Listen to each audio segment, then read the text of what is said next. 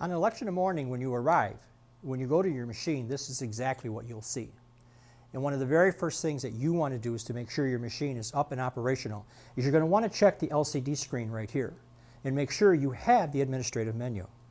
As long as the administrative menu is up, you know that the machine properly booted up and you're ready to start the day as far as the election process is concerned. At your meeting this morning with the poll site coordinators, you were issued the red key bag, which contains your scissors and your keys to the machine, and you were also issued this yellow binder. And in this binder are detailed instructions that will help you open the machine and get you through the entire process of getting the machine ready for the voter. Also inside the machine are some very quick machine opening instructions that can take you through the process in 5 simple steps. So if you need the help, it's here available. Also remember that if you need help, your poll site coordinator is there to help you get the machine open. What you're going to have to do is when you take your red key bag, is you're going to want to open it, and you're going to want to remove the scissors that are inside the bag. And very slowly you're going to want to take your scissors and cut off the seal. Taking the seal and placing it inside the red key bag. Now, we want you to do the next step as quickly as possible because what you have to do is open the ballot box door and remove all the supplies that are in the machine for the table team and the floor team so they can start doing their job so we can make sure that the poll site is open in a timely fashion. So we ask you to unhook the latch, put in the key, turn it, and turn the knob. And you'll see inside the machine, you'll find your sample ballot posters, find your blue supply bag, which contains your poll books and all the supplies the table is going to need during the course of the day, pens, pencils, whatever. Also what's stored inside the machine are the ballots. So you're going to want to make sure you take all the ballots out and put them on the table team. Also inside the machine are the privacy sleeves that we'll use during the course of the elections, where the voters will place their ballots inside here when they go to the machine to vote. Once you're satisfied that all the supplies are out of the machine, we're going to ask you to close the door,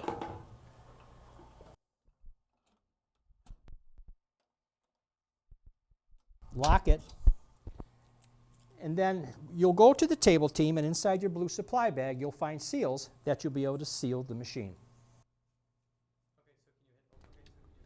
After touching open polls, the LCD screen panel will ask if you would like a 0 report or a status report.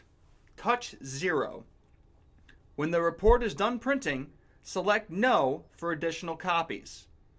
The LCD screen will say System Ready, showing that the polls are open and ballots cast 0. Have an election inspector sign the printed form. One of the other items that your poll site coordinator issued to you in the morning was this raspberry folder. Inside the raspberry folder is the seal report. And you'll notice that on this report, in the gray column, it's filled in for you. These are all numbers, are all seals that were placed on the machine by staff at the Board of Elections before the machine was sent out. We're going to ask you, in a bipartisan manner, a Democrat and a Republican, to check the seals on the machine to make sure they match the seal numbers on the report. Once you've checked the seal numbers, we're going to ask you to initial it, just verifying that the seals are correct. If you should come across a seal number that is not correct, we're going to ask you to bring that to the attention of your poll site coordinator, mark the seal number on here in the white, and then again initial it. You'll notice that the first one that we're going to ask for is going to be the ICP serial number. That is located right on the side of the machine here. And we're going to ask that one person read off the ICP number and make sure it matches what's in the gray column. Then we're going to ask you to go to the printer seal number. This is your thermal printer seal number. And again, we're going to ask one of the inspectors to read off the number that is on this seal number, or seal. Check it what's written in the gray column. Then we're going to ask you to go to the ICP seals, which are located on the top. And again, the same procedure. Just double check that what we have inside this column matches what's on the machine. And then again, we're going to go to the front, to your poll worker card seal and your administrator card seal, and record those numbers to make sure they're matching. Now we want you to notice that on the machine you'll see blue seals and red seals. The red seals are the ones that you do not want to cut off. At no time should you remove those red seals.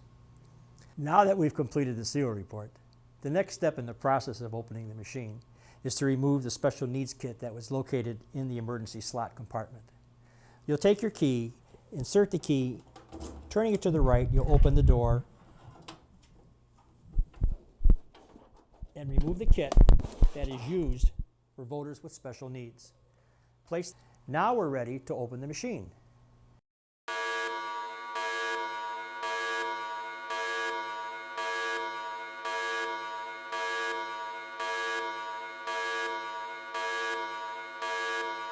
If it's 6 a.m., not 5:59, not 5:58, if it's 6 a.m., it's time to open the polls. So we just simply touch Open Poll. And it's asking if I want a status report or a zero report. Now we want to make sure that all the candidates' names are starting at 0, so we're going to ask for a 0 report. We just simply touch 0, and the report will start printing. Now that you can see that the report has finished printing, the LCD screens, do you want more copies? We have no need for any more copies of the 0 report, and we'll say no. We will take the report, fold it very neatly, and at the bottom of the report, in a bipartisan manner, we will sign our names and then print our names. And then the completed report will be placed in the red key bag.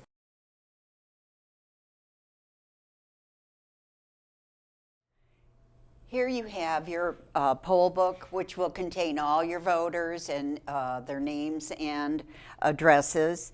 Along with your poll book, you will have your ballot. And as you can see, the poll book number, ID number, must match the number on the ballot.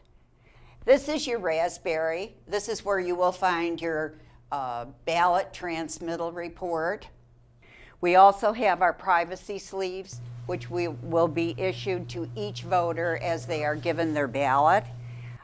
We have our notice to voters, both in English and in Spanish, and those contain all the rules and regulations for the voter. And then lastly, we have the voters should not vote more than once for the same candidate, and that is explained in this form. Okay, and now we have the blue binder. Inside you'll notice the list of all the supplies and where they belong.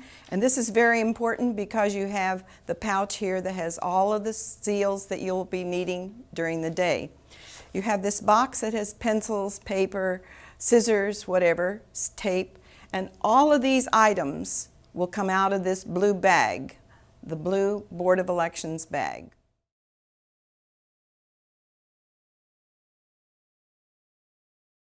It is the responsibility of the election inspectors assigned to work on the floor team to place 100-foot markers, handicap parking signs, voter parking signs, and all directional signs outdoors.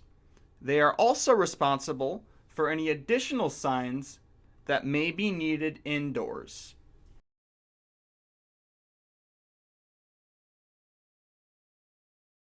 The role of the election inspectors working on the floor is to hang all the appropriate signs in the building. This includes the instruction poster with sample ballot, the Voters' Bill of Rights in both Spanish and English. They will also check the privacy booths for a magnifier, a black marking pen, fill in the oval instructions, and double vote notice. They'll also verify that there is a magnifier light in at least one of the booths.